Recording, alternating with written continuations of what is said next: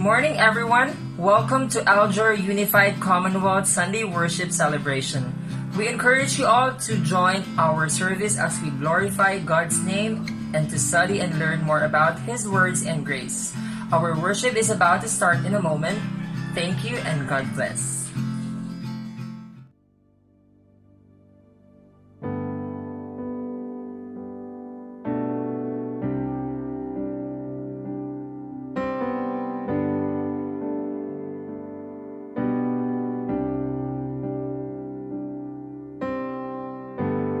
You are not a God created by human hands. You are not a God dependent on any mortal man. You are not a God in need of anything we can give by your plan. That's just the way it is.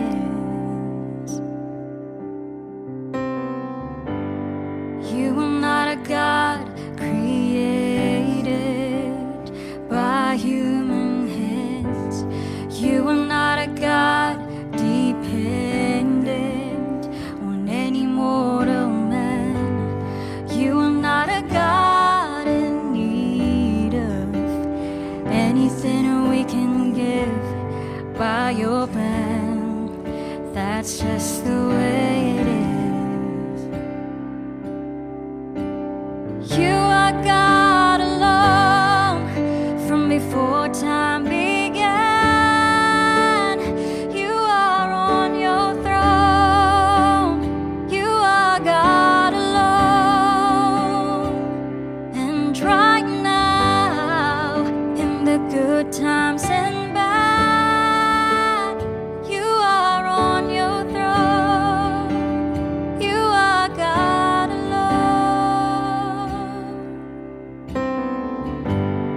You're the only God whose power none can contend. You're the only God whose name and praise will never end. You're the only God who's worthy of everything we can give. You are God, and that's just the way it is.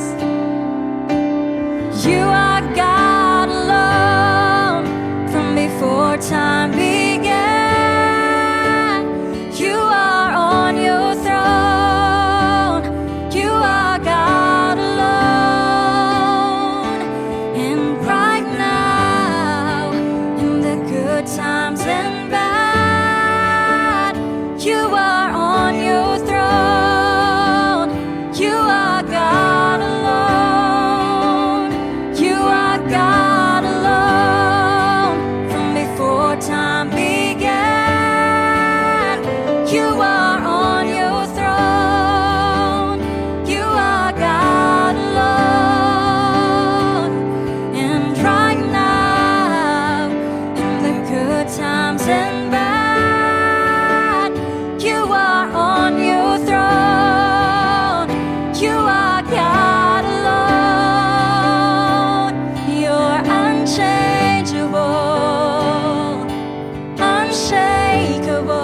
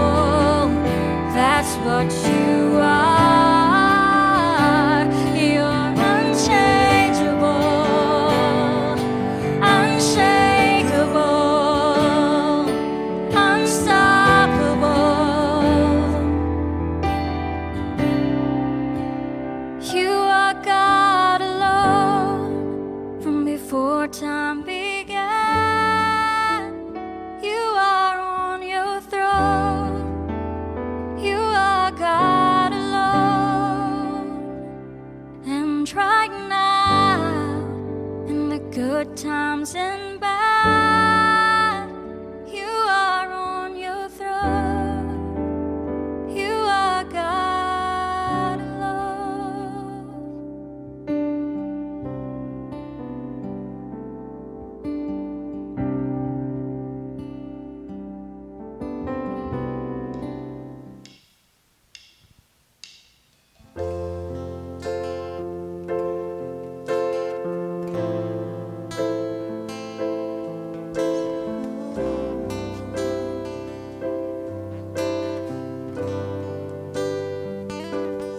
Let your angels be with us, dancing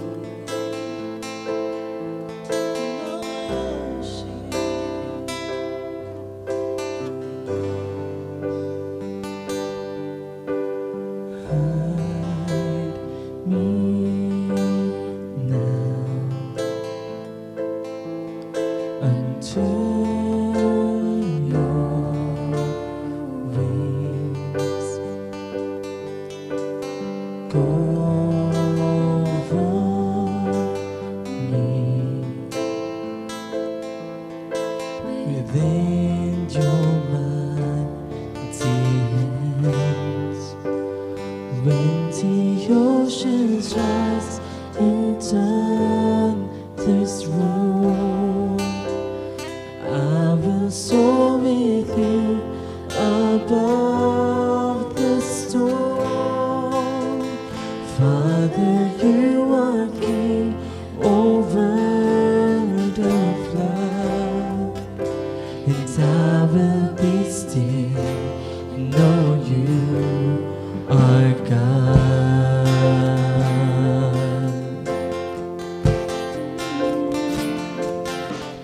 Find rest, my soul, in Christ alone. Know His power in quietness and trust. When the oceans rise and thunders roll, I will soar with you above the storm. Father, you are king over the flood, and I will be still and know you are God. When the oceans rise and thunders roar, I will soar with you above the storm. Father, you are king over the flood, and I will be still and know you are God.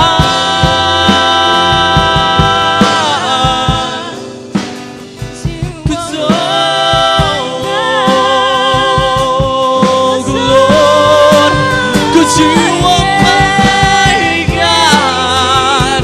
'Cause my God, my God.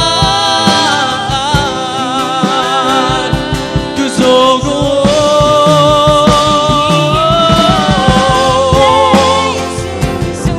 let your spirit tell us. Let your spirit, Lord, 'cause find rest, my soul, find rest, my soul, in Christ alone. Know His power in quietness and trust. When the oceans rise and thunders roll, I will soar with you above, 'cause above the storm. Father, you are king.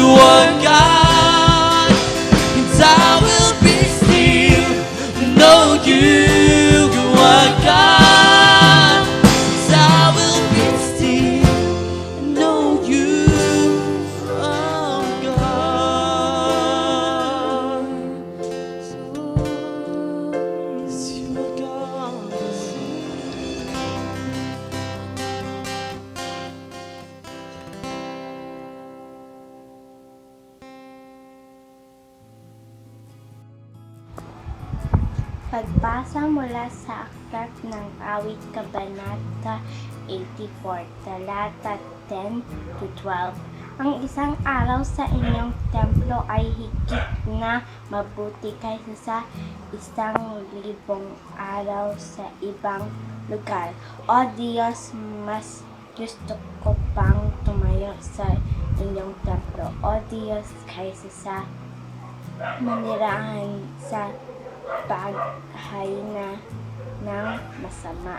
Dahil kayo, Panginoong Diyos, ay parang araw na nagbibigay liwanag sa amin at pananggalang na nag-iingat sa amin. Pinagpapala niyo rin kami at pinararangalan. Hindi niyo ipinagkakait ang mabuting bagay sa sinumang matuwid ang pamumuhay. O Panginoong makapangyarihan, mapalad ang taong magtitiwala sa inyo. Pagpalain ang pagbasa ng salita ng Panginoon. Good morning mga kapatid. Tayo po ay manalangin. Purihin kayo, Panginoong Diyos. Lord, maraming salamat sa inyo sa araw na ito, Panginoon, na inyong ibinigay sa amin, Panginoon. Muling isang araw pa ng buhay, Panginoon, ang pinahintulutan mo na ipagkaloob sa amin lahat, Lord God. Maraming salamat, Panginoon, at patuloy, Lord, na kami lumalapit sa iyo, Panginoon, ng may kababaang loob, O God. Kung kami, Panginoon, ay mga pagkukulang sa iyo, kasalanan, Panginoong Diyos, patawarin mo po kami sa mga kasalanan na pagkukulang namin, Lord God. At kami, Panginoon, naniniwala sa iyong dakilang grasya, Panginoon, na kami ay iyong nilinis at pinatawad sa mga pagkukulang namin. Dumadalangin po kami sa iyo sa umagang ito, Panginoong Jesus, na pangunahan niyo po ang aming Sunday online fellowship, Lord God, ngayong umaga, Panginoon. Pagpalain niyo po at pangunahan ang mga magpa-participate, Panginoon, sa umagang ito, Lord. Ganon din, Panginoong Jesus, ang aming pastor, Panginoon, na siyang magsasalita at magbibigay ng message sa umagang ito. Lanisan niyo po ang kanyang mga labi, Panginoon, upang malayo siya sa anumang kamalian, at pati din po ito ay maging tatak, Panginoon, sa aming mga puso at isipan, Panginoon. Salamat, Panginoon, kayo na po ang bahala sa amin sa maghapon na ito na aming buhay. Salamat, pinupuri ka namin, Panginoon, at pinapasalamatan sa pangalan ng Panginoong Jesus. Amen.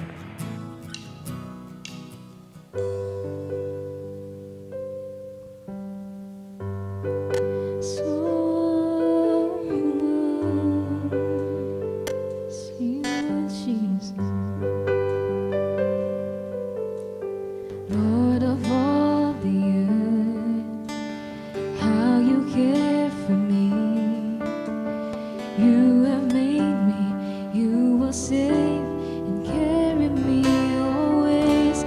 You are faithful, you are faithful, you are faithful. Your joy is my strength.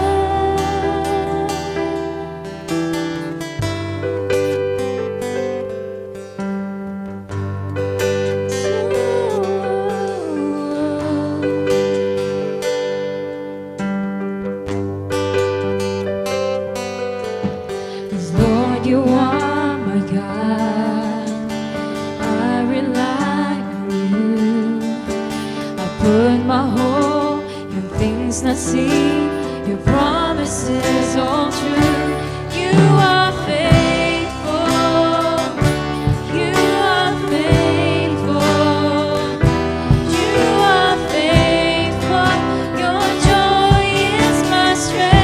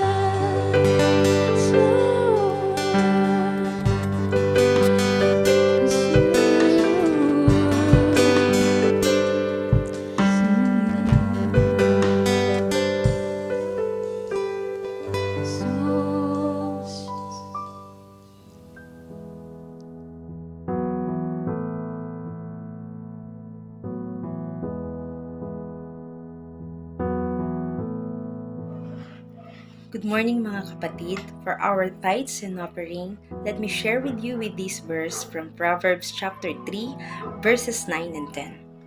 Honor the Lord with your wealth and with the best part of everything you produce.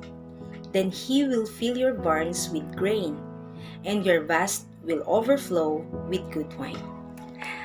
As we honor the Lord by giving our wealth and best part of everything we produce, He will surely bless us abundantly and lack nothing. Mga kapatid, samahan niyo po ako sa isang panalangin. Yes, Lord God, Heavenly Father, Lord, we praise you, Lord God. We adore you, Lord God, this morning, Panginoon. Thank you, Father God, sa isang opportunity, Panginoon, at pribilehiyo muli, Lord God, na magsama-sama uli kami, Panginoon, upang makinig ng iyong salita, Lord God. And today, Lord, as we give our offerings, Lord God, for you, Lord God, help us, Lord God, to give cheerfully, Panginoon. Thank you, Father God, for all the blessings, Lord God, na ibinibigay mo po sa amin, Panginoon. Dalangin ko po, Lord God, will you please bless each and every one, Lord God. Bless the work of our hands, Panginoon. And help us, Lord God, to be the channel of your blessings, Panginoon. And Lord, help us to be reminded, Panginoon, that everything comes from you, Lord God. Our strength, Panginoon, yung lakas namin, Lord God, nagmumula po sa iyo, Panginoon. Tulungan mo po kami, Lord God, na patuloy na magtiwala sa iyo, Lord God. Salamat, Panginoon. Thank you, Jesus, Lord. At muli, Lord God, ibinabalik ko po sa inyo ang lahat ng papuri, pasasalamat at pagsamba. In Jesus' mighty name we pray. Amen and amen. For more information on how to give, please ask our financial representative or our area leaders. Details will be flashed on screen as well. God bless you.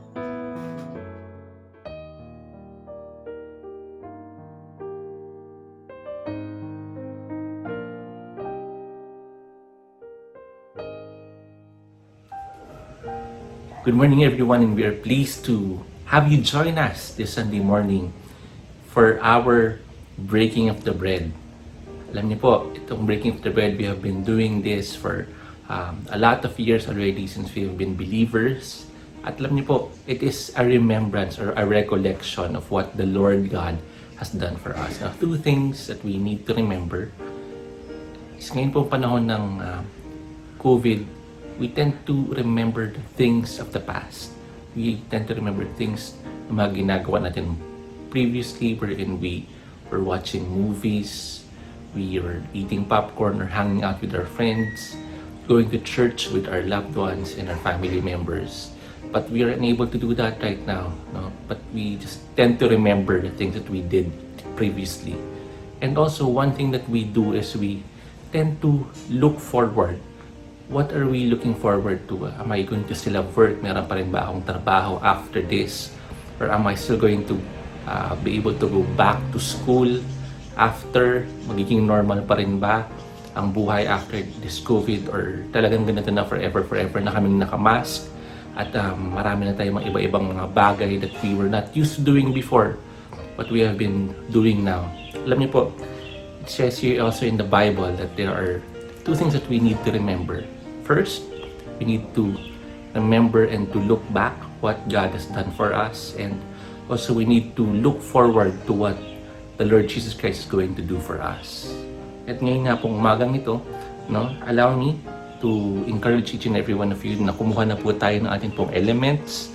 Yun pong ating, if you have your bread with you, or crackers, and also yun pong ating pong juice. Doesn't have to be this color. Kahit po juice or simpleng tubig lang would suffice as long as you have it with you. So you can have it in our breaking of the bread this morning. At alam niyo po, just open the passage with me. It's in 1 Corinthians 11, 23 to 26. Lagi po natin itong binabasa whenever we break bread. And it says here, "For I received from the Lord what I also passed on to you. The Lord Jesus, on the night he was betrayed, took bread. And when he had given thanks, he broke it and said, 'This is my body which is for you. Do this in remembrance of me.' In the same way after supper, he took the cup, saying, 'This cup is the new covenant in my blood. Do this whenever you drink it in remembrance of me.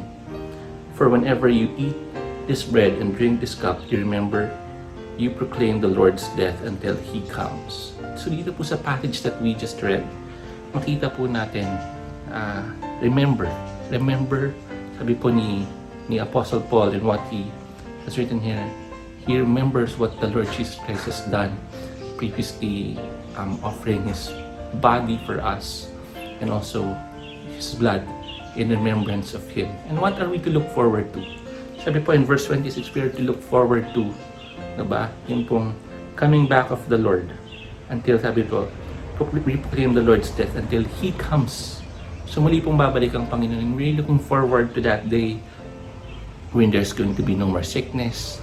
We do not have to worry about anything dahil kasama na po natin ang Panginoon. And that is a joyous thing that we need to look forward to. So ngayon po, samahan niyo na po ako as we have our Lord's Supper this morning. Let's take our bread and let's pray and meditate in the presence of God. Heavenly Father, we thank you that you sent your Son, Jesus Christ. We thank you, Lord Jesus, that you have allowed your body to be broken, to be shamed, to be chastised because of us. You bore all of our guilt and all of our shame.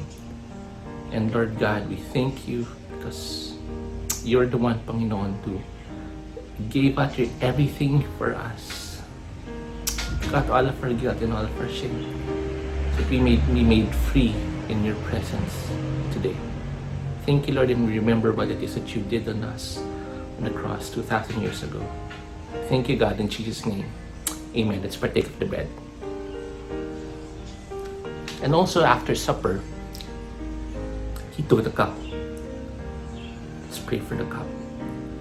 Father God, thank you.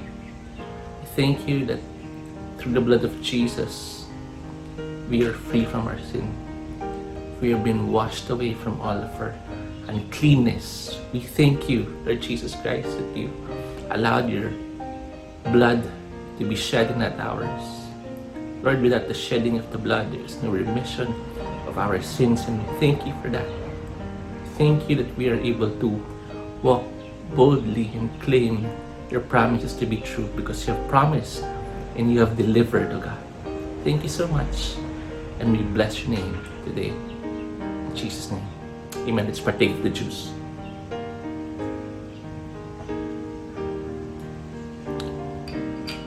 And again, whenever we eat of the bread and partake of the cup, we proclaim the Lord's Supper, the Lord's coming until He comes.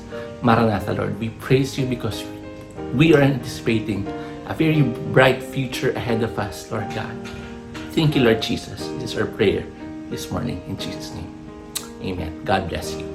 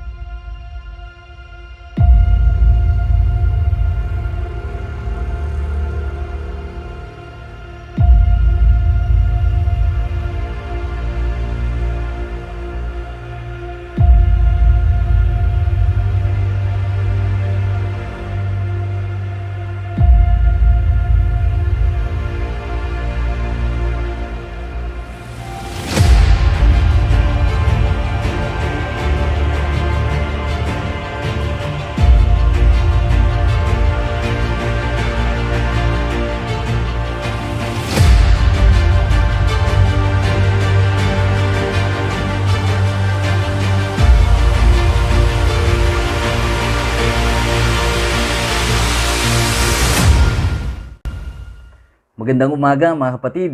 Purihin ang Panginoon sa kanyang kabutihan sa bawat isa sa atin. Kamusta po ang bawat isa? Panalangin ko po na tayo po ay patuloy na iniingatan ng ating Panginoon. Nawa tayo po ay nasa maayos na kalagayan, malusog at ligtas. Welcome po sa ikalawang bahagi ng ating pong series na pinamagatan nating One Fortress. Sino ba itong natatangi nating muog, natatanging tanggulan natin, natatanging nag-a-adjust sa atin, natatanging nagpo-protect, nagbibigay ng proteksyon sa bawat isa sa atin. Walang iba kundi ang ating Diyos. Purihin po ang ating Panginoon. Tayo po ay nasa ikalawang bahagi ng ating pong series. Nung nakaraan, we have a wonderful topic. Napakaganda po nung ating paksa. Ito po ay patungkol sa salmo or awit na isinulat ni Haring David. At yun po ay sinulat niya nung siya ay nasa panahon na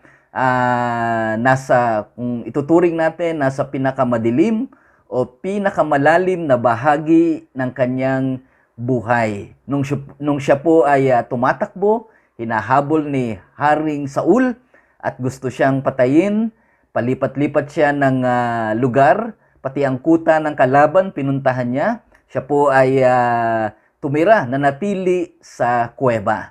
At sa ganong background ay nasabi pa rin ni Haring David, halika, tingnan ninyo na napakabuti ng ating Diyos. So yung declaration ni Haring David that God is good ay naranasan niya hindi lang sa panahon na pinagpapala siya, pero maging sa panahon na siya po ay dumaranas ng problema o dumaranas ng pagsubok. So nawa, yan din po ang maranasan at maramdaman natin at maideklara natin na tunay na mabuti ang Panginoon anuman ang kalagayan natin sa buhay. Truly, God is good all the time, and all the time, God is good. Ngayon po, ang paksa na ating tatalakayin ay ikalawang bahagi ng ating pong series na One Fortress. Nung nakaraang linggo, yun nga, iniadya sa pamagitan ng kanyang pagkamabuti. Ngayon naman, ang ating pong paksa ay iniadya ng kanyang pagkamapagbigay.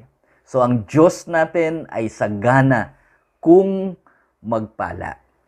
Tayo po muna ay yumuko, manalangin, hilingin natin ang pagpapala ng Panginoon sa pagbubulay-bulay natin ng kanyang banal na salita. We praise you, O God. Thank you so much. Lord, sa umagang ito, kinikilala po namin na ikaw ang makapangyarihang Diyos. Salamat po sa pribilehiyo na kami ay may panahong mag-aral ng iyong banal na salita. Kinikilala po namin na ang iyong salita ay makapangyarihan. Hayaan mo po na ito ay tumimo sa aming puso, tumagos hanggang sa aming kaluluwa. Baguhin kami ng iyong banal na salita. Kami ay lumago sa pananampalataya sa pamamagitan ng iyong banal na salita. Kami ay maging mabunga at maging matatag na Kristiyano sa pamamagitan ng iyong banal na salita. Sa iyo po kami nagtitiwala, banal na Espiritu, sa ganang amin, hindi po namin kayang unawain at kayang isabuhay ang iyong salita. Humihingi po kami ng iyong grasya, ng iyong biyaya. Patnubayan mo po kami, hindi lang sa panahong ito ng aming pakikinig, maging sa panahon ng paglalapat namin ng iyong banal na salita sa aming buhay araw-araw. Pinupuri ka namin at dinadakila, pinasasalamatan ka namin sa makapangyarihang pangalan ng Panginoong Hesus. Amen. Amen. Purihin po ang ating Panginoon. Ang ating ikalawang paksa, Protected by the Generosity of God, ay matatagpuan po natin sa Psalms chapter 65. Hindi po tulad nung nakaraang salmo at iba pang psalms or awit na isinulat ni Haring David, na minsan ay makikita natin yung damdamin ng panaghoy o naglalaman ng ilang mga panaghoy niya. Pero dito po sa pag-uusapan natin ngayon ay ang tema ay walang iba kundi pagdiriwang, celebration of God's faithfulness, of His goodness, of His generosity sa buhay ng bawat isa sa atin. At itong Diyos na lubhang mapagbigay ay kailangang luwalhatiin, siya ay dapat dakilain pupurihin natin siya. Yung background po ng pagkasulat na ito, naniniwala ang mga ilang nag-aaral sa Biblia na ito ay nung panahon ng Feast of Tabernacles. Okay? Pinasulat ni Haring David in celebration of that Feast of the Harvest. Yan po yung panahon na sila ay pumupunta sa Jerusalem at tumitira sila sa tolda sa loob ng ilang araw upang ipagbunyi, ipagdiwang ang masaganang ani o masaganang pagpapala na ipinagkaloob sa kanila ng Panginoon. Kung panahon ngayon ay meron tayong Thanksgiving celebration. Ayan. Nung panahon po nila, ito ay Feast of Tabernacle or yung Sukkot. Ayan. The Feast of Harvest. Kaya ito po ay isang awit ng pagdiriwang ng kapangyarihan, pagdiriwang ng habag, at pagdiriwang ng pagpapala na ating Panginoon. Tunay na ang Diyos ay sagana kung magpala. So sa 13 talatang ito na pagbubulayan po natin ngayong umaga, nawa ay gawin tayong mapagpakumbaba. Matapos po nating mapakinggan ito at matapos nating tanggapin ang kanyang banal na salita, nawa tayo ay gawing mapagpakumbaba dahil po sa habag ng ating Panginoon. Nawa ang pag-aaral rin na ito sa Psalms chapter 65 ay gawin tayong bigyan tayo ng kumpiyansya. Yan, pasiglahin tayo. Magkaroon tayo ng encouragement dahil malalaman natin na ang Diyos ay makapangyarihan sa lahat. At ang ikatlo po, nawa ang pag-aaral natin ngayong umaga dito sa Psalms chapter 65 ay dalhin tayo sa isang mood, sa isang atmosphere that we are thankful to God. Tayo ay nagpapasalamat dahil sa kanyang masaganang kaloob sa buhay ng bawat isa sa atin. So tingnan po natin ang Psalms chapter 65. Tatlong bagay ang pagtutuunan natin ng pansin. Una, ang ating mapagbigay na Diyos ay sagana sa kanyang habag. Yan ay nasa talatang 1 hanggang talatang 4. Sabi sa verse 1, O Diyos, marapat ka naming purihin sa Zion. Ang mga ipinangako namin sa inyo ay aming tutuparin. Tingnan po ninyo, nagsimula si Haring David na idinideklara na naghihintay sa Diyos ang aming papuri. Sa ibang salin ng Biblia ay nagsasabing ang papuri ay nararapat na ipagkaloob sa iyo. Nararapat kang purihin, nararapat kang sambahin. Nagkakatipon kami. So ito nga celebration nila, yung celebration of their harvest. Napakabuti ng Diyos sa kanila. At sa kanilang pagtitipon, yung masaganang ani na yon ay dapat ipagkaloob, ipagbunyi ang parangal, walang iba kundi sa ating Panginoon. At sinasabi rin, ang mga ipinangako namin sa inyo ay aming tutuparin. Nawa sa ating pag-acknowledge ng pagpapala ng ating Panginoon, sa ating pong pagsamba sa Kanya, ang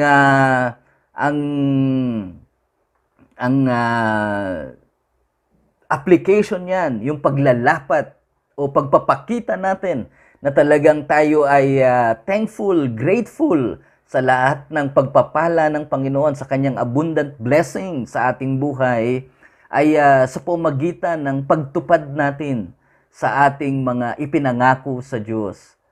Pagsamba natin sa Kanya, pagkakaloob natin, paglilingkod natin sa ating Panginoon. So tayo raw ay magdiriwang ng kabutihan ng ating Panginoon at kasama nito ang paglilingkod natin sa Kanya. Kasama nito ang pagkakaloob natin ng ating sarili, ng ating handog, ng ating ikapu, at ng ating oras, ng ating ng lahat ng bagay bilang pasasalamat natin sa ating Panginoon. Sabi sa talatang 2, sa inyo lalapit ang lahat ng tao dahil dinidinig nyo ang mga panalangin. Muli po sa konteksto ng kanilang pagdiriwang ng Feast of Harvest o Feast of Tabernacle, ayan, ang kanila pong pinapasalamat sa Panginoon, yung kanilang ipinagbubunyi ay walang iba kundi yung masaganang ani na ipinagkaloob ng Diyos sa kanila. Yun po yung tinutukoy rito na dininig nyo ang aming panalangin. Salamat, Panginoon, sa iyong masaganang biyaya sa buhay ng bawat isa sa amin. Kaya nauunawaan ng mga sumasamba ng panahong yun. Nauunawaan nila na ang ani na kanilang tinatamasa o ang pagpapala na kanilang nararanasan ay dahil lamang sa Panginoon na nagbibigay ng pagpapala. At maliwanag sa paksa o sa mga talata na ating babasahin na napakasagana ng pagpapala na ipinagkakaloob ng ating Diyos. Lalo na sa verse 13, makikita natin mamaya na hindi lamang ang mga pinagkalooban ng pagpapala, maging yung mga ibinigay ng Diyos na pagpapala sa atin ay nagbubunyi dahil sa masaganang biyaya ng ating Panginoon. Pero alam niyo po mga kapatid,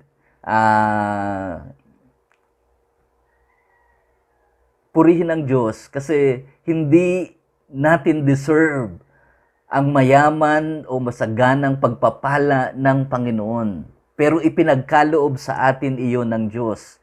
Sabi nga sa talatang 3, at yan din ang pakiramdam ng mga Israelita nung panahong yun, ni Haring David, na siyang sumulat ng awit na ito. Sabi rito, napakarami ng aming kasalanan, ngunit pinapatawad niyo pa rin ang mga ito. Isa pong dahilan kung bakit lubos nilang ipinagbubunyi at pinupuri ang Diyos sa kanilang masaganang ani, ay walang iba kundi ang masaganang habag din ng Diyos sa kanila. Yung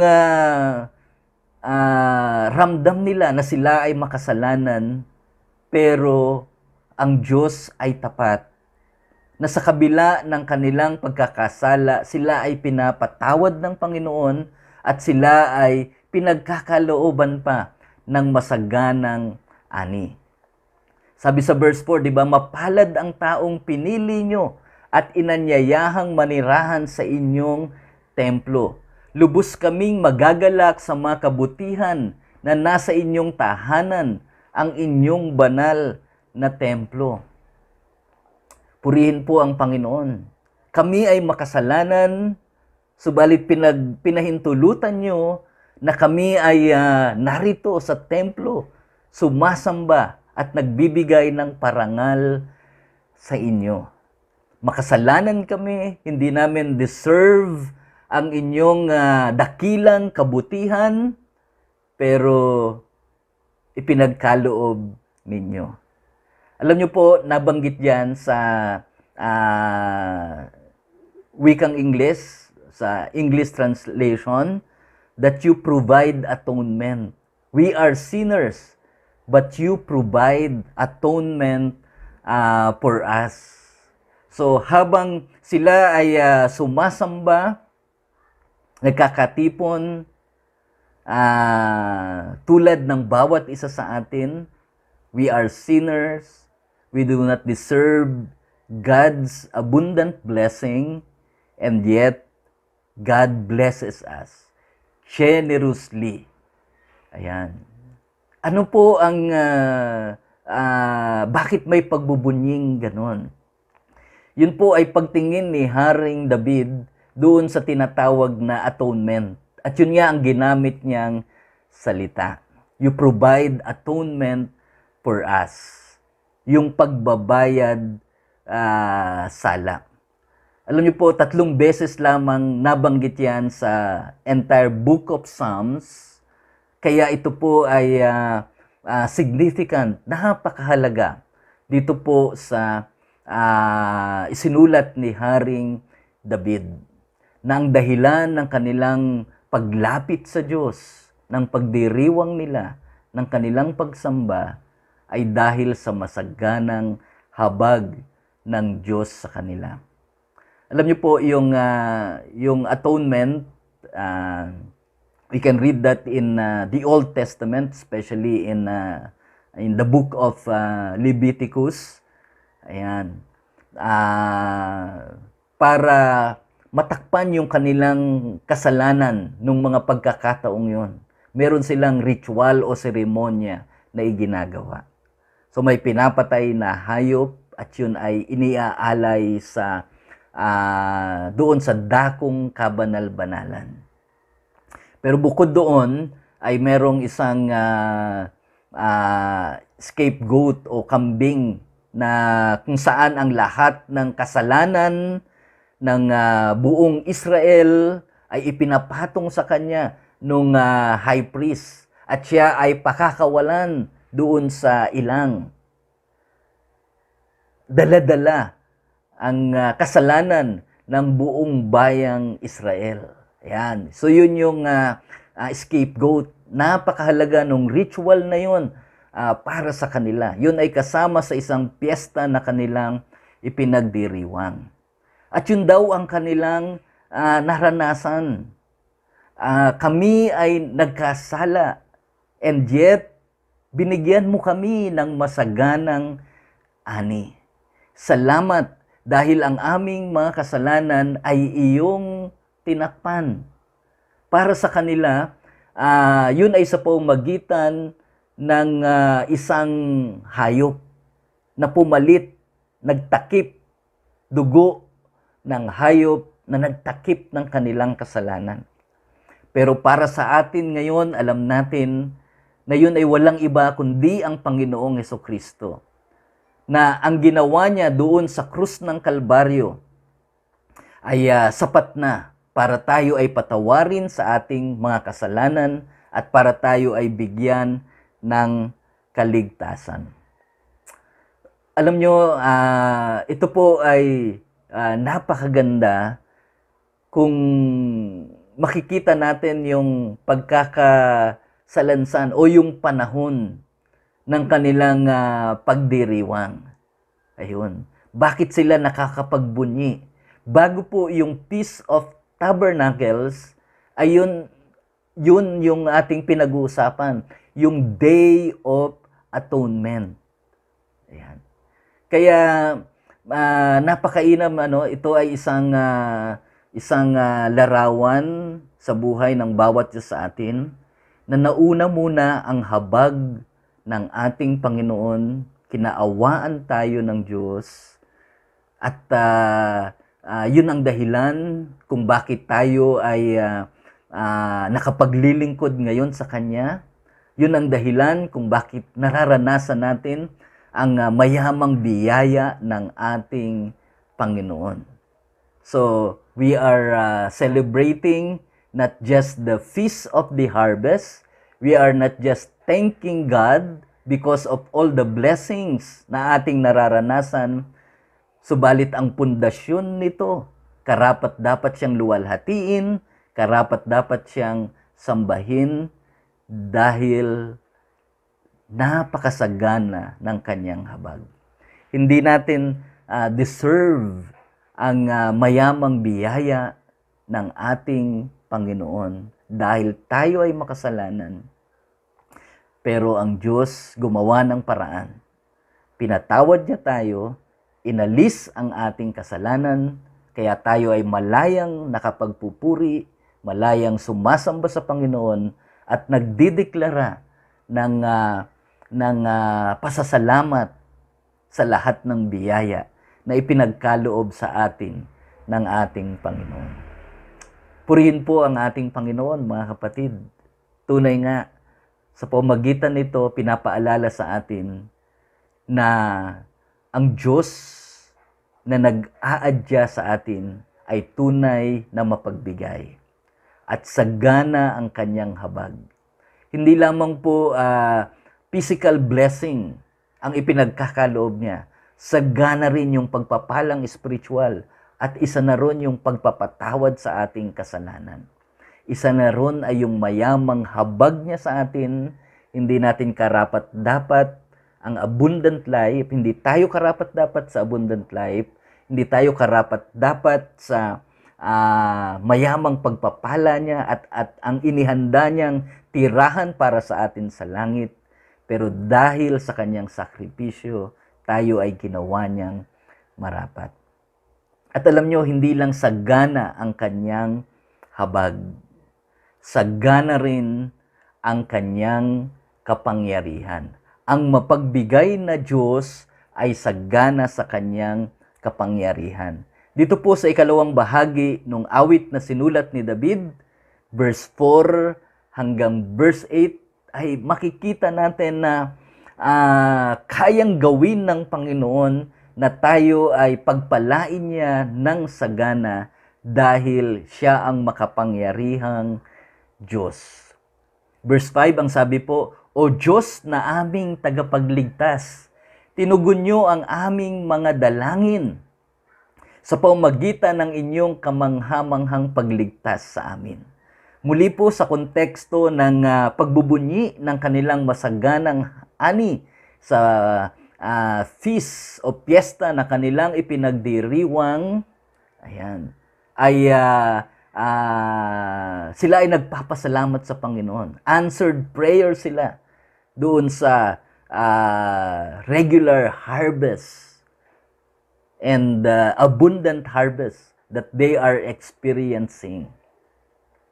Kayo ang pag-asa ng tao sa lahat ng lupain at maging ng manlalayag sa malawak na dagat.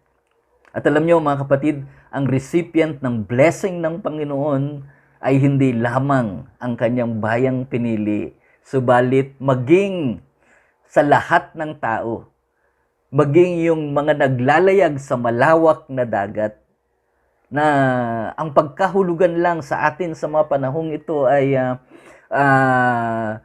hindi lamang tayo, pero maging ang iba ay talagang nakakatanggap ng mayamang biyaya ng ating Panginoon. Yun ay kamanghamanghang biyaya. Yun ang pagliligtas ng Diyos sa buhay ng bawat isa sa atin. Sabi pa sa verse 6, itinatag nyo ang mga bundok sa pamagitan ng inyong lakas.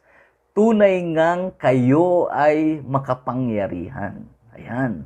So ang Diyos ang nagtatag, ang Diyos ang naglagay ng mga bundok, ng mga nakikita natin sa ating paligid. Sa kanyang kapangyarihan, everything that existed, the nature, ay naririyan dahil sa kapangyarihan ng ating Diyos. Pinatahimik nyo ang ingay ng mga alon, ang hampas ng karagatan, at ang pagkakagulo ng tao.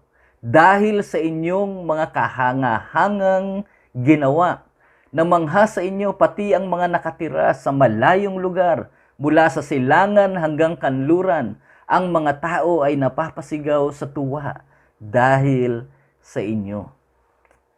So kung magagawa ng Diyos ang mga ito, dahil sa kanyang lakas na itatag niya ang bundok, dahil sa kanyang kapangyarihan, napapayapa niya ang alon, napapahinto niya ang napakalakas na hangin. God is sovereign over nature and over people. Kontrolado niya ang lahat ng bagay. Siya ang Diyos na nakaupo sa kanyang trono. Siya raw ang ating lakas. Alam niyo po mga kapatid, ito ay pagpapaalala sa atin na ang Diyos ay makapangyarihan.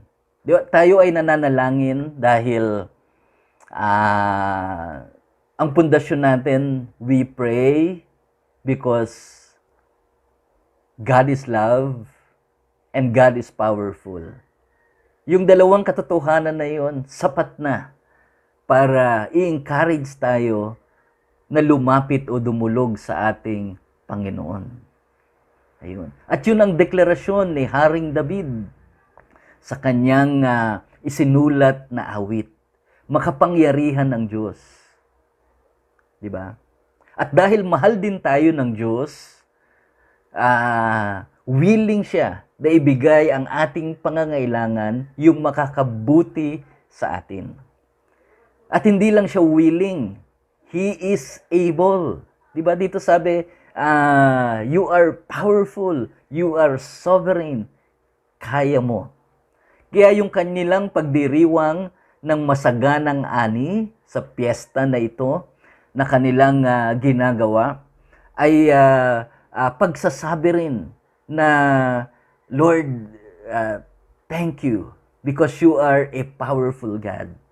Kasi alam nyo, dapat nating tandaan na ang Israel, kahit nung mga pagkakataong yon sa panahon ni Haring David, bagamat huminto na ang mga labanan, lalo nung panahon ni Haring Solomon na mayroong ganap na kapayapaan, sila ay napapalibutan pa rin ng napakaraming kaaway. Merong mga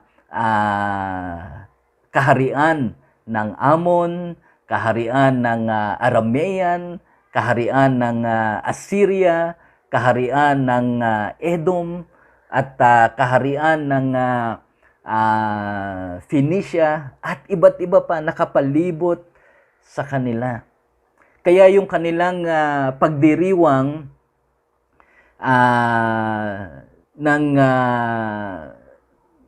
ng piyestang ito, yung pagbubunyi nila, pagbibigay parangal sa Panginoon dahil sa kanilang masaganang ani, ay idinideklara nila na, Panginoon, salamat.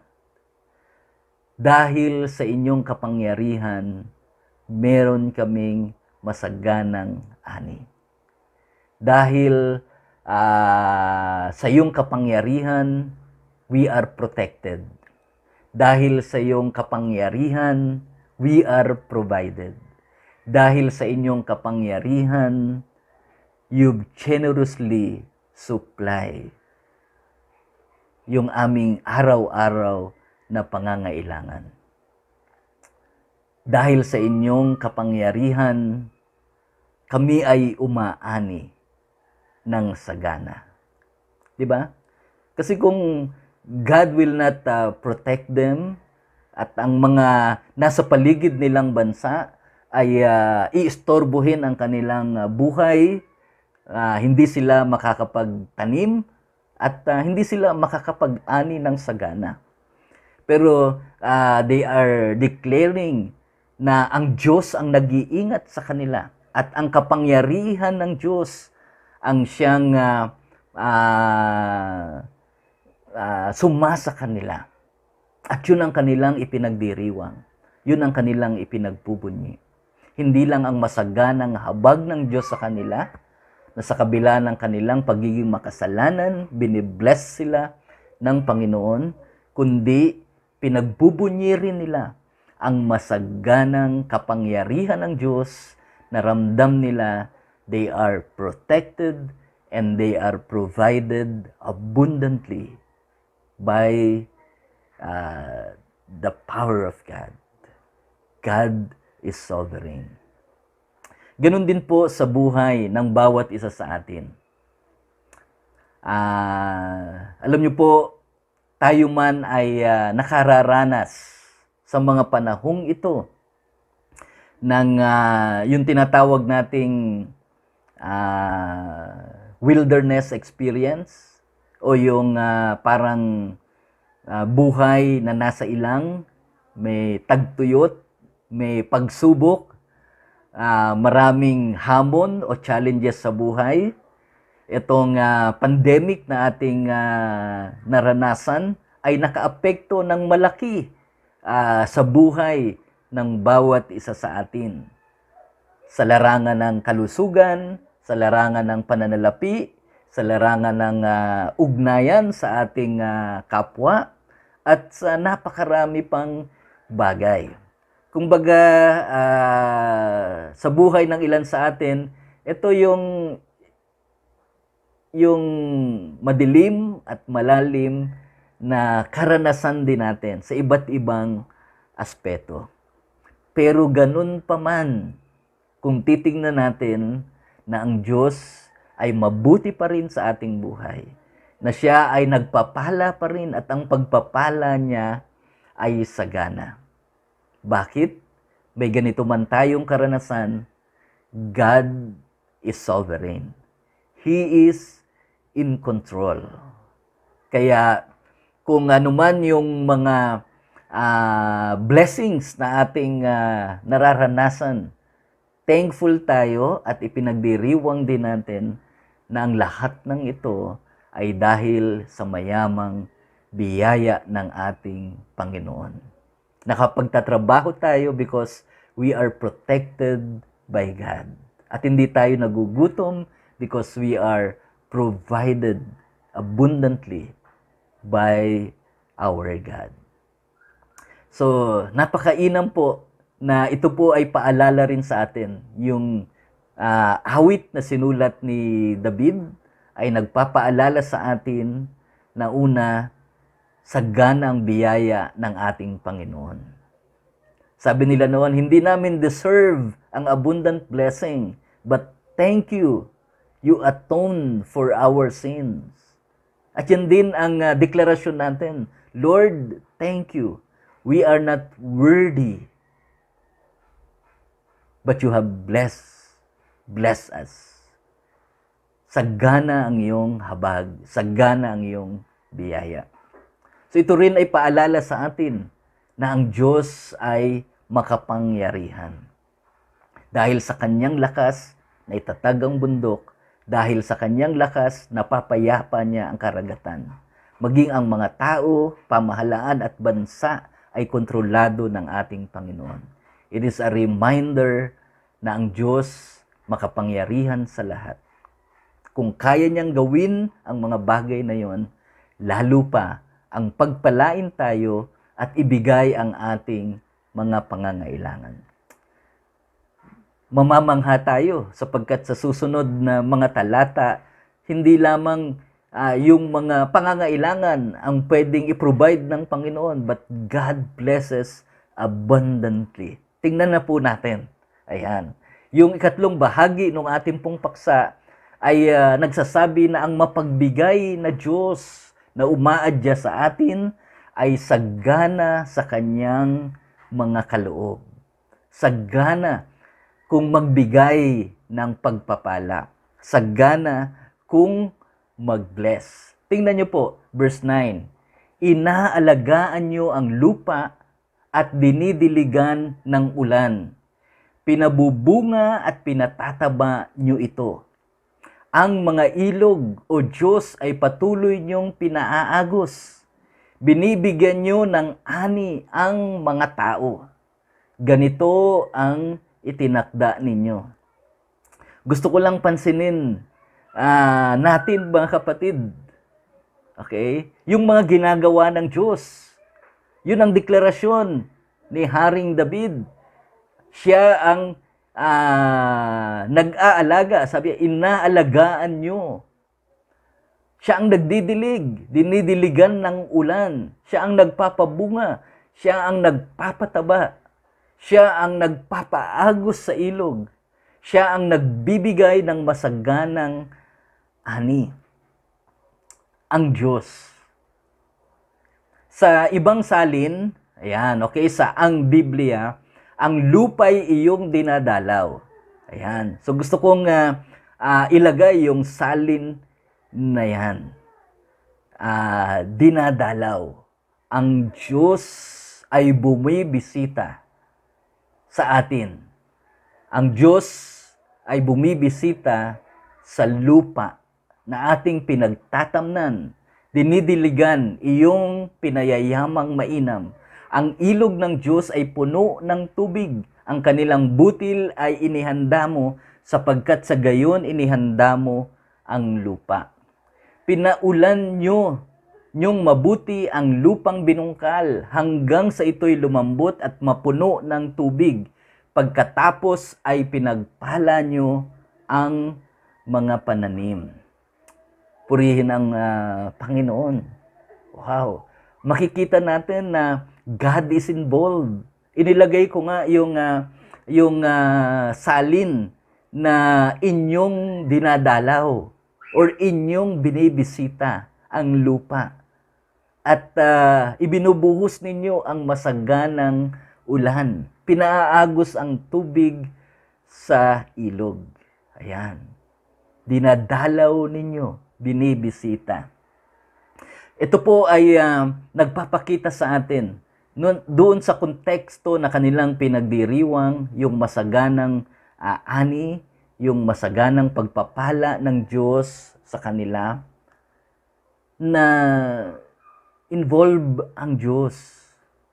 Ang Diyos ay malapit sa bawat isa sa atin at sumasama sa atin upang tayo ay kanyang pasaganahin. 'Di ba?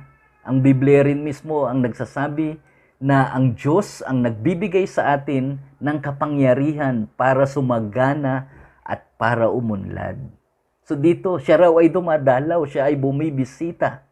Sa kanila po, sa panahong yun, ay agrikulturang bansa. So sinasamahan sila ng Diyos sa kanilang kabuhayan, sa nagbibigay sa kanila ng probisyon sa kanilang araw-araw na buhay. Naroon ang Diyos. Kasama nila ang Diyos. Pinauulan ng Diyos. Kaya sa susunod na muling umulan at maranasan natin ang ulan, maalala natin na bumibisita ang Diyos upang diligan ang mga pananim at nang sa gayon ay magkaroon ng mayamang ani at mayamang pagpapala. So hindi man tayo nakatira sa isang in fact, agrikulturang bansa rin tayo. Ngayon, mga kapatid, hindi man lahat tayo ay magsasaka, nagtatanim, pero ang Diyos ay sumasama sa atin sa ating mga ginagawa, lalong-lalo na sa ating ikinabubuhay. Ang Diyos ang siyang nagpapala sa atin. Malaki ang kinalaman ng Diyos sa mga biyaya na atin pong tinatamasa. At yun po ang kanilang pinagdiriwang. Yun ang kanilang ipinagbubunyi. Mga kapatid, wag po nating kalimutan na kung tayo man ay sagana sa pagpapala ng ating Panginoon, hindi lamang po ito dahil sa ating galing, dahil sa ating koneksyon, dahil sa ating lakas, dahil sa ating talino, sa ating abilidad, hindi lamang dahil sa atin. Pansinin niyo po, napakagandang paalala sa atin ng sinulat ni David. Ang Diyos ang nagpapaagos ng tubig. Ang Diyos ang nagpapaulan. Ang Diyos ang nagdidilig. Ang Diyos ang nagpapataba. Mga kapatid, ang Diyos ang nagbibigay ng lakas natin. Ang Diyos ang nagbibigay ng talino. Sa Kanya galing ang lahat.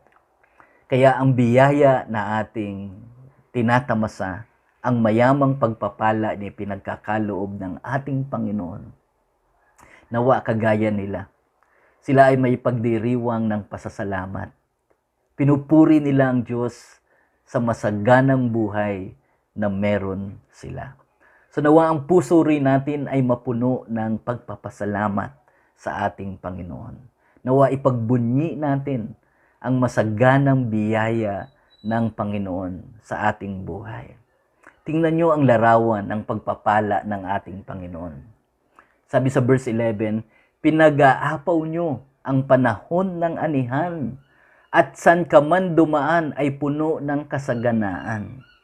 Kahit na ang ilang ay nagiging pastulan dahil sagana sa mga damo at ang mga burol ay parang mga taong puno ng kagalakan. Imagine nyo ba mga kapatid? Diba sabi sa verse 11, pinag-aapaw nyo ang panahon ng anihan at saan ka man dumaan ay puno ng kasaganaan. So imagine naglalakad ka sa isang bukid at imagine mo isang kariton na punong-puno ng harvest at umaapaw yung kariton. Kahit saan ka pumunta sa gilid, baka madadaanan mo na yung ibang mga nalalaglag na dahil nag-uumapaw na yung kariton, yung daanan ay punong-puno na rin ng ani. At tumingin ka pa sa paligid at hanggang sa malayo ay meron pa ring mga aanihin. So, David is illustrating a bountiful harvest. Pinapakita ni David sa kanyang awit na sinulat na ang Diyos ay masagana kung magpala. Kaya, mga kapatid, hindi lamang pangangailangan natin at pinangako na ng Panginoon yan, lumapit tayo sa Kanya at ang ating pangangailangan, pagkain sa araw-araw ay Kanyang ipoprovide. Pero God is a God of abundance. Ang Diyos ay sagana kung magpala. Natatandaan nyo yung parable of the lost son or the prodigal son? Siya ay umalis sa kanila, naubos ang kanyang kayamanan, at na-realize niya na sa bahay ng aking ama, there is abundance. Ako ay babalik. In my Father's house, there are bread enough to spare. Napakaraming tinapay. Subalit ako rito ay nangangailangan kumakain at halos kainin ko ng pagkain ng baboy. So yun ang kanyang declaration sa bahay ng aking ama. In the presence of God, sa Diyos, we can experience abundant blessing, masaganang pagpapala. At ang Diyos, siya ang ating great provider. And when He provides, it is abundant. Nung gumawa ng himala ang Panginoon, feeding the 5,000 men, ano lang ang meron sila? Okay? Kapiraso na resources, tinapay at isda. Hindi kasya. Pero nung ipinalangin, idinulog sa Diyos, inihandog kay Jesus, ipinanalangin ni Jesus, wow, tremendous blessing. Ano ang naging resulta? Yung puhunan nilang napakaliit, hindi sila matitinga, na satisfy silang kumakain. Eat all you can. Hanggat hindi sila satisfy, hindi sila tumitigil. At ano ang leftover? 12 basket. Wow! So ang Diyos nagpo-provide. At minsan, labis pa. May matitira. May maiuwi ka pa. May ipamamahagi ka pa sa iba. At yun ang kanilang ipinagdiriwang. Lord, thank you for your abundant blessing. Thank you for this wonderful harvest na lagi mong ipinagkakaloob sa amin. We don't deserve it because we are sinners, rebellious people kami. Kami ay hindi sumusunod sa iyo, pero napakabuti mo. At nangyayari ito dahil sa iyong kapangyarihan. Kaya ano po ang konklusyon, mga kapatid? Sabi sa verse 13, Ang mga parang ay punong-puno ng mga grupo ng tupa at kambing at pawang mga pananim ang makikita sa kapatagan. Ang lahat ng mga lugar na ito ay parang mga taong umaawit at sumisigaw sa kagalakan. Wow! What a illustration. Diba? Parang sinasabi ni Haring David, tingnan ninyo, hindi lamang ang tumanggap ng biyaya, ang nagbubunyi, nagpapasalamat, dumadakila sa Diyos. Maging yung mga pagpapala mismo. Diba? Sabi, maging ang mga pananim, maging ang mga kambing, maging ang mga grupo ng tupa ay parang taong umaawit, sumisigaw sa kagalakan. Bakit? Dahil sa masaganang pagpapala ng Panginoon. Yan. Ang ating makapangyarihang Diyos, ang ating one fortress na nagpo-protect sa atin by His generosity is the God of abundance. Masagana kong magpala. Masagana ang kanyang habag, masagana ang kapangyarihan niya, kaya kaya niyang ipagkaloob ang lahat ng ating pangangailangan. Masagana kung magpala ang ating Panginoon. Kung sa panahong ito, ang hiyaw ng pagpupuri at parangal sa Diyos ay natatakpan marahil ng hiyaw ng dalamhati at pag-iyak dahil minsan sa karanasan natin, dahil sa kasalukuyang sitwasyon. Pero alam nyo mga kapatid, yan ay matatakpan at dapat takpan ng hiyaw ng pagpupuri, ng hiyaw ng pagsampa, ng deklarasyon ng kabutihan ng Panginoon, ng deklarasyon ng pagpupuri, ng pagsamba sa Kanya. Ang unang talata ay nagsasabing, halika na sa Sion, tayo na sa templo, at luwalhatiin natin, purihin natin ang Diyos, nararapat na siya ay tumanggap nito. Dahil masagana siya kung magpatawad, sagana ang kanyang habag, dahil siya ay makapangyarihan. Kontrolado niya ang lahat ng bagay. Ang kabundukan, ang karagatan, ang bansa at lahat ng tao. At kung magpala siya, hindi lamang sa pangailangan natin, umaapaw pa upang mapagpala din ang iba. Kaya mga kapatid, purihin natin ang Diyos sa kanyang masaganang pagpapala. We are protected by His generosity. Tayo ay iaadya ng Panginoon dahil sa kanyang pagkamapagbigay. Praise God. Let's pray. Panginoon, salamat po sapagkat Ikaw ang Diyos na lubhang mapagbigay. Salamat, hindi kami karapat-dapat, pero pinatawad mo po kami.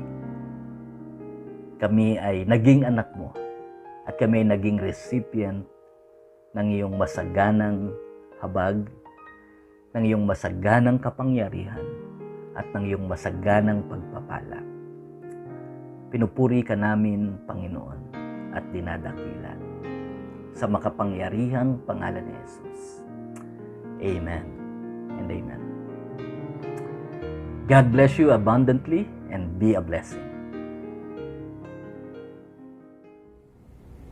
Praise God! Purihin po ang Panginoon sa isang napakaganda at talaga naman pong powerful message na napakinggan po natin sa umaga pong ito. Alam niyo po, napakaganda po ng sulat ni David. Ito po ay reflection, ito po ay inaalala niya, pinapasalamatan niya ang Panginoon sa pagiging generous ng Panginoon sa buhay niya. All throughout his life, he was able to see the generosity of God in many ways. Alam niyo po, katulad po ni David, no? Ito rin po ay maganda pong reminder sa bawat isa po sa atin, no? Na patuloy po nating tingnan, alalahanin ang generosity ng Panginoon sa buhay po ng bawat isa po sa atin. At hindi lang po ito patungkol po sa mga material blessing, no? Wala po tayong doubt that God can bless us materially. Pero alam niyo po mga kapatid, beyond material things, amen po ba, God has shown His generosity on the cross. Amen? Binigay niya po yung kanyang buhay ng buong buo just for you and me to have salvation. He died for us on the cross. No, yun po yung unang example ng pagiging generous po ng ating Panginoon, that even His life, ibinigay po niya sa bawat isa po sa atin, the life na dapat ini-enjoy niya, pero He is willing to sacrifice because He loves you and He loves me. And sa pamamagitan po ng ginawa ng Panginoon sa cross of Calvary, we were able to enjoy the gift of salvation ay pinangako po niya sa lahat po na nanampalataya po sa Kanya. Amen? Our God is truly a generous God. At hindi lang po yun mga kapatid. Sabi ko nga po, hindi lang tangible things, and even yung peace, ayan, no? Ito po yung mga bagay na hindi po natin madalas napapansin, no? Yung peace na nararamdaman po natin even in the midst of this pandemic, even in the midst of troubles and testing sa buhay. Ito po yung napakagandang bagay na nais po ng Panginoon na enjoy po ng bawat isa, enjoy po ng bawat mananampalataya. Amen. God has given us peace, peace that will guard our heart and our mind, peace that surpasses all understanding. Alam niyo po, napakabuti po ng Panginoon. At I pray na every time that we encounter yung discouragement sa buhay, every time we face uncertainty sa buhay, balikan lang po natin, no, yung ginawa na po ng Panginoon sa atin. Unang-una sa cross, yung ginawa niya sa cross, no, at yung joy, yung peace, no, even yung love na ibinigay po niya sa atin. That's how generous our God is. Kaya naman po ngayon, umaga mga kapatid, para po sa ating application question, syempre hindi lang po gusto ng Panginoon na tayo lang po yung mag-enjoy ng blessing na ibinigay po niya sa atin, no? And for our application question for this morning, paano mo magagawang pasalamatan ang Panginoon sa kanyang generosity, no, sa parating na bagong taon? Pangalawang tanong, sabi ko nga po, hindi lang po one way yung blessing ng Panginoon. God wants you and me na gamitin po niya to also be a blessing to others. Kaya sa ating pong second reflection question, paano mo magagawang maging mapagbigay or generous sa iba ngayong linggo? Amen. So I hope and pray na ito po ay maging talagang encouragement natin sa mga darating na araw, na patuloy nating i-reflect yung goodness, yung generosity ng Panginoon sa buhay natin. And as we enjoy those things mga kapatid, I pray na this will overflow, yung mga blessing na nare-receive natin mula sa Panginoon will truly overflow in us, at through us marami din po ang mabless. Amen. Ayan. So, samahan niyo po ako mga kapatid sa ating pong pangwakas na panalangin. Ama naming Diyos, kami po ay nagpapasalamat sa umaga pong ito, Panginoon. Lord, thank you for reminding us this morning through the life of David, Panginoon, that truly, Lord, we should be thankful for, Panginoon, for having you as our generous God, Father God. Lord, thank you for not withholding things, Panginoon, even things that we didn't deserve, Lord, patuloy mong ibinibigay sa amin, Panginoon. Lord, thank you for everything, Panginoon. Lord, marami pong salamat. Thank you po for you give us yung salvation, Panginoon, freely, Panginoon. Ikaw po yung nagbayad nito, Panginoon, for us. It is a one way, Lord, of showing your generous love sa bawat isa po sa amin, Panginoon. And thank you din po, Panginoon, because of your generosity, we were able to enjoy the peace, joy, and love, Panginoon, na nagmumula po sa inyo, Father God. And right now, Father God, I am praying for my brethren here na nakikinig, Father God.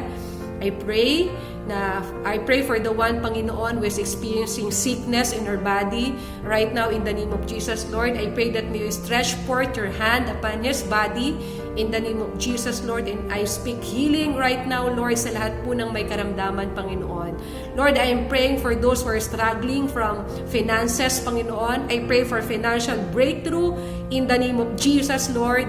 In the name of Jesus, Father God. Lord, I pray sa meron pong problema sa kanila pong relationship, sa mga tao sa kanila pong paligid, Lord, sa kanilang kapamilya, kaibigan. Lord, I pray for restoration of relationship right now in the name of Jesus, Panginoon. In the name of Jesus. And Lord, I am praying, Lord, for the one, Panginoon, who is seeking for salvation, who is seeking for peace, who is seeking you, Panginoon, sa kanyang buhay na patuloy mo siyang katagpuin at pagkalooban mo, Panginoon, ng mayamang biyaya na nagmumula po sa inyo, Father God. Lord, marami pong salamat, Father God. We commit our life to you, Lord, and may your name be continue to glorify sa aming pong buhay, Father God. Marami pong salamat, Panginoon. And this is our prayer. In Jesus' name we pray. Amen. Mga kapatid, itaas po natin ang ating mga kamay and receive this benediction. May the God of hope fill you with all joy and peace in believing, so that you may abound in hope by the power of the Holy Spirit. Amen. God bless you, mga kapatid. Thank you for joining us this morning. See you again next Sunday.